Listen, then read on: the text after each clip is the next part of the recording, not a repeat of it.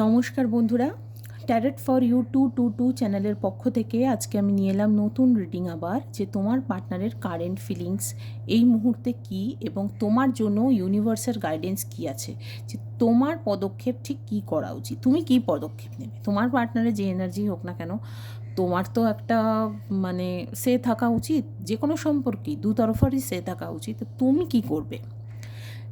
এই রিডিং কিন্তু collective reading এবং টাইমলেস রিডিং এবং কোনো জেন্ডার স্পেসিফিক কিছু নেই।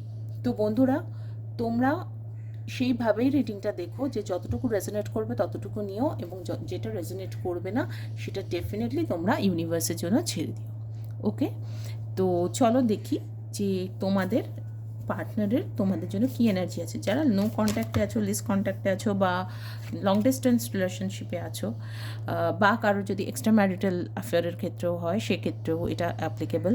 আর যারা নর্মাল সম্পর্কে নর্মাল বলবো না, সম্পর্কে রয়েছো, তাদের মোটমাট যারা একটা প্রেমজ সম্পর্কে আছো তাদের জন্য তাদের পার্টনারের রিডিং এটা কেমন।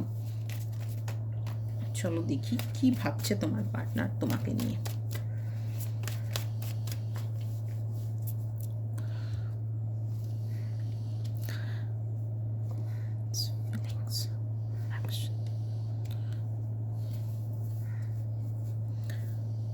আশা করি তোমরা সবাই কার্ড দেখতে পাচ্ছ। দেখো বন্ধুরা, প্রথম কার্ডই এসছে এম্পায়ার। তোমার পার্টনার কিন্তু ভীষণই ইগোয়েস্টিক, কিন্তু খুব ক্যারিয়ারটাকে যেমন ভালোবাসে, তোমাকেও কিন্তু খুব ভালোবাসে, খুব কেয়ারিং।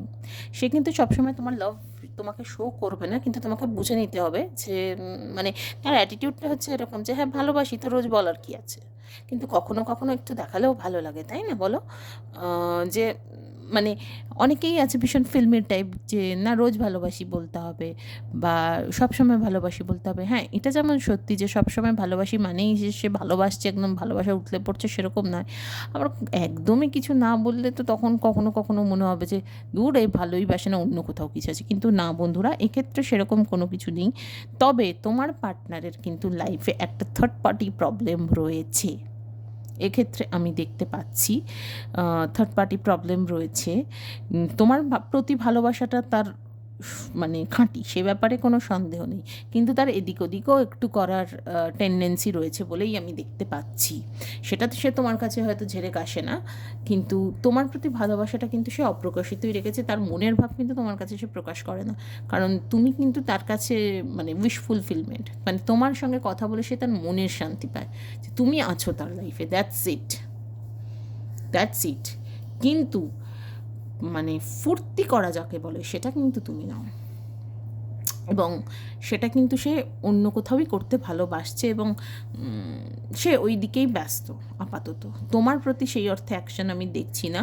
তোমার সঙ্গে সেলিব্রেশন সে চায় না তা না, তোমাকেও সে কাছে চায়, ফিজিক্যালি তোমাকে কাছে চায়, তোমায় সঙ্গে রোম্যান্টিক কথাবার্তা বলতে চায়, সবটাই। কারণ তুমি তার কাছে কিন্তু একটা স্টেবল কানেকশন, তোমার সঙ্গেই সে কোলাবোরেট করতে চায়, কাছে চায়, যেটা আমি বারবারই বলছি। কিন্তু তার কিন্তু অন্য দিকেও বেশ ভালোই কানেকশন আছে, এবং সেখানেও সে যথেষ্ট অ্যাক্টিভ, সব থেকে বড় কথা। সেই কানেকশানগুলোতেও সে যথেষ্ট অ্যাক্টিভ হতে পারে, সেখানে কোনো ইমোশনাল বন্ডিং নেই। ইমোশনাল বন্ডিংটা শুধুই তোমার সঙ্গে, সে যতই না দেখাক, ইমোশনাল বন্ডিং তার তোমার সঙ্গেই। সে হয়তো তোমাকে হাঁটু গেড়ে বসে বলেনি যে চলো ডেটে যাই, বা চকলেট দেয়নি, হয়তো কোনো গিফটই দেয়নি, আমি সেটাও বলছি, কিন্তু ভালো সে তোমাকেই বাসে। কিন্তু যতই ভালোবাসুক, তার অন্যদিকেও অনেক এদিক ওদিক ফুলে ফুলে মধু খাওয়ার ব্যাপারটা কিন্তু রয়েছে, সেটা কিন্তু রয়েছে। এবং কোথাও কোথাও কিন্তু তার ফিজিক্যাল হওয়ারও একটা টেন্ডেন্সি আমি দেখতে পাচ্ছি, তার কিন্তু সেরকমই একটা টেন্ডেন্সি রয়েছে, এবং সেসব নিয়ে সে কিন্তু প্রচুর ঝামেলাতেও পড়ছে বা পড়ে, এবং তারপরে তার মনে হয় তার সব গেল, সব শেষ হয়ে গেল, আবার সে নতুন করে শুরু করে। ঠিক আছে, তো বন্ধুরা, আমি তো দেখতে পাচ্ছি তোমার সঙ্গে যত ঝামেলাঝাটিই হোক, তোমাকে সে ছেড়ে কোথাও যেতে চায় না, একদমই ছেড়ে যেতে চায় না। কারণ তুমি তার একদম স্টেবল কানেকশন, তুমি তার কি বলবো, সেই নয়নের মণি টাইপ, যে ওরে বাবা একে ছাড়া যাবে না, এরকম একটা অ্যাটিটিউড, বুঝতে পেরেছো? কিন্তু তার অন্য দিকেও ভীষণ এই দুটো 3 এসে গেছে, মানে তোর থার্ড পার্টি কানেকশান ডেফিনেটলি আছেই, আমি বলেই দিলাম। তুমি দেখো, মানে তোমরাও বুঝতে পারবে আশা করি। বা কিছু তোমাদের জন্য আমি গাইডেন্সটা দেখব যে কি বলছেন ইউনিভার্স, যে তোমাদের এই মুহূর্তে কি করা উচিত, এই মুহূর্তে তোমাদের কি ডিসিশন নেওয়া উচিত, যে এরকম পার্টনারের সঙ্গে থাকা উচিত নাকি মুভ অন করা উচিত, সেটা আমি দেখব। বা পার্টনারকে একটু শিক্ষা দেওয়া উচিত কিনা। শিক্ষা মানে কি, দেখো ফরগিভ তো ডেফিনেটলি করা উচিত। সবার আগে তো ফরগিভিং এনার্জিতে না এলে তোমার পার্টনার কোনোদিনও বুঝবেই না যে তুমি তাকে কতটা ভালোবেসেছো বা কিছু। চলো দেখি ইউনিভার্স কি বলছে।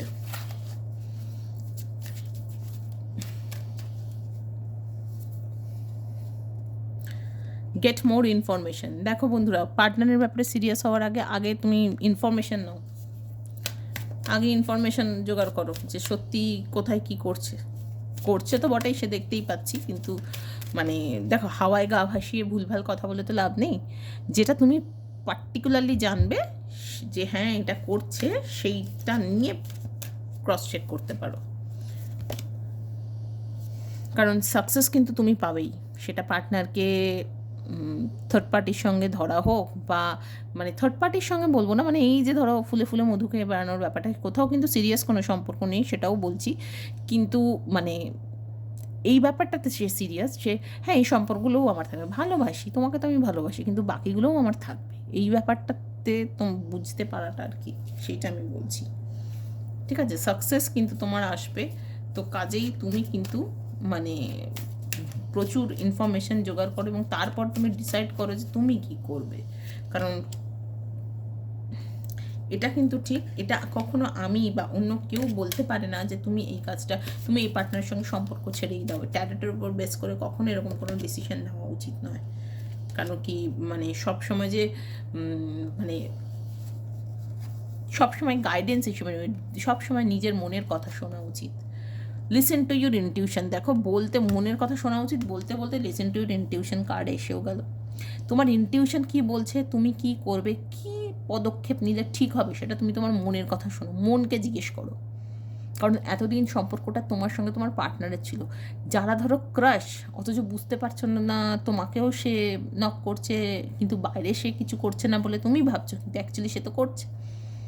তো কাজেই এবার কিন্তু বন্ধুরা সময় এসছে নিজের মনের কথা শোনার। ঠিক আছে, তো আজকে তাহলে এইটুকুই থাকলো, এই তোমাদের গাইডেন্স। তোমরা প্লিজ আমাকে জানিও কমেন্ট করে যে তোমাদের কেমন লাগলো।